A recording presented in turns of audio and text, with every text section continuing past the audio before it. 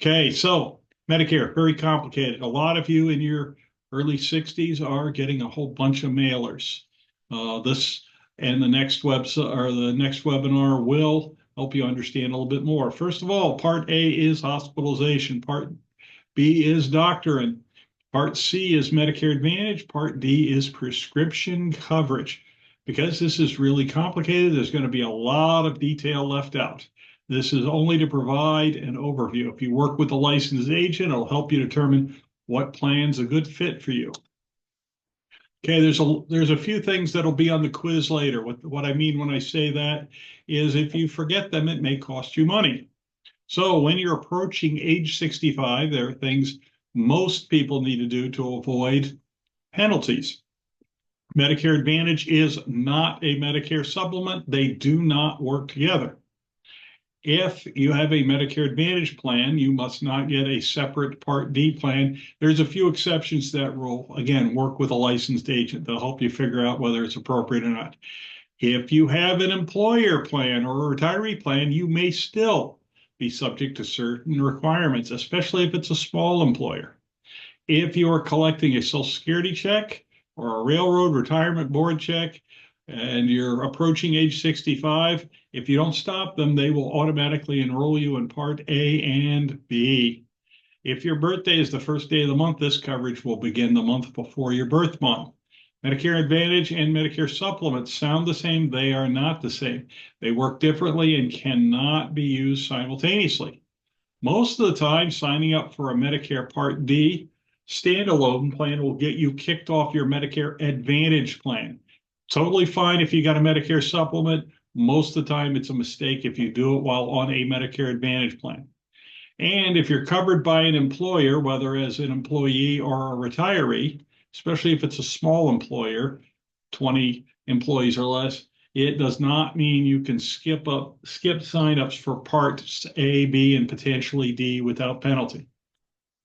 Okay, let's talk about enrollment periods because unlike car insurance, where you can go pretty much any weekday that's not a holiday and sign up for it, there are very specific times and circumstances where you can sign up for this. First, there's the initial enrollment period.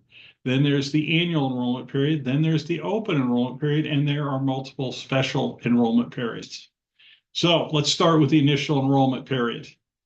7-month period around your birth month at age 65. So, for instance, if you have an April birthday, this period begins on January 1st of that year and ends on July 31st. Don't wait without good reason. If you have employer coverage, it may or may not exempt you. So you'll be eligible to sign up for Medicare. If you miss the sign up for parts B and D, unless there's an exception, you may get penalties. For Part D, the penalty is generally 10% per year. For Part D, it's 1% per month. Then there's the annual enrollment period. Think of this like the annual sign up for your benefits at work, only this has a fixed time frame. It runs from October 15th and ends on Pearl Harbor Day. It's available to everyone that's eligible. You can make as many choices for January 1 of the following year as you like. Last application dated or received on or before December 7th is the likely provider. If you like the plan you're on, simply do nothing. Then there's the annual enrollment period. It begins January 1st, ends March 31st.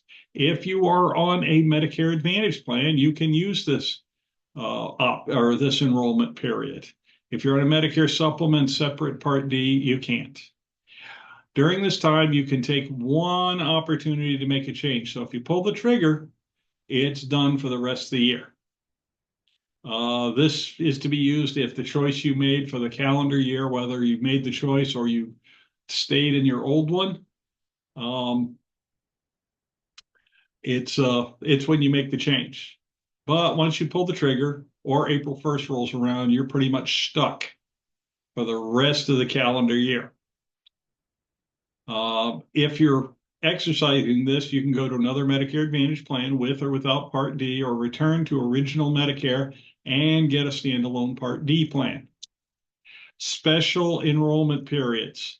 Okay, there are several different special enrollment periods. I'm going to go over a few of the most common ones. Now, this is the really important one. Whether you're on Medicare Advantage or Medicare Supplement with Part D, if you move out of the service area, you need to make a change. Otherwise, you may find yourself without a Part D plan or a Medicare Advantage plan. If you gain or lose low income subsidy status, if there is a 5-star plan in your area, you can jump to that one once a year.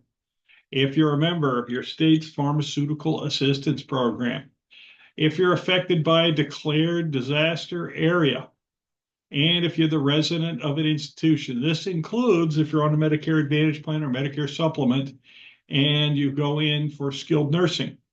That counts. You don't have to move full-time into a nursing home. You can just go into a skilled nursing facility.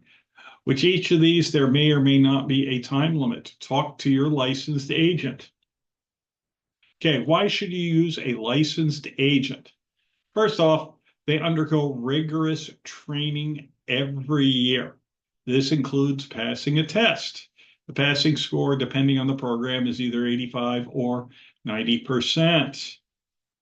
First three reasons are the reasons I believe Medicare agents are among the best trained agents in the industry. I personally favor using an independent agent. Full disclosure, I am an independent agent. What that means is I'm able to use several different companies. Independent agents like me do not have motivation to favor any specific company. And lastly, there's no charge for the consultation. Medicare agents are prohibited from charging a fee. And here's the dirty little secret. We're not really working for free, but whatever company we sign you up with, that's who pays us, not you. And if you decide not to sign up with us, then that's fine too. Okay, so once you graduate, be it from welding school, engineering school, or law school, you're going to need a different plan for each of these stages that's tailored to your individual situation. During your working years, most important question in my mind is, am I saving enough and is it in the right place? Glide path to retirement, which I define arbitrarily as the last 10 years prior to retirement. Will the USS retirement be shipshape on the appointed day? And retirement, how do I avoid running out of money before I run out of life?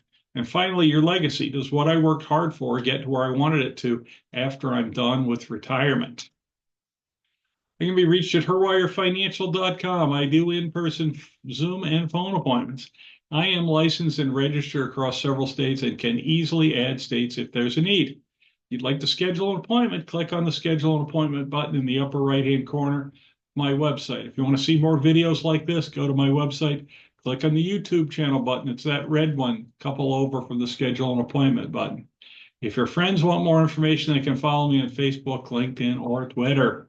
For those who prefer the good old-fashioned telephone, 518-631-2569. Do not text that number. We'll both be sad because I won't get it. There's a separate texting number listed below. Opinions voiced in this material are for general information only, not intended to provide specific advice or recommendations for any individual. All performance reference is historical, no guarantee of future results. All indices are unmanaged and may not be invested in directly. All data is believed to be from reliable sources. However, no representation is made as to its completeness or accuracy. None of this is to be construed as tax, legal, ERISA, or investment advice. Consult your advisor prior to taking any action. Unmanaged index returns do not reflect fees, expenses, and sales charges. Index performance is not indicative of the performance of any investment. Investing in stock includes numerous specific risks, including fluctuation of the dividend, loss of principal, potential illiquidity of the investment in a falling market. Investing in mutual funds involves risk, including possible loss of principal. Fund value will fluctuate with market conditions and it may not achieve its investment objective.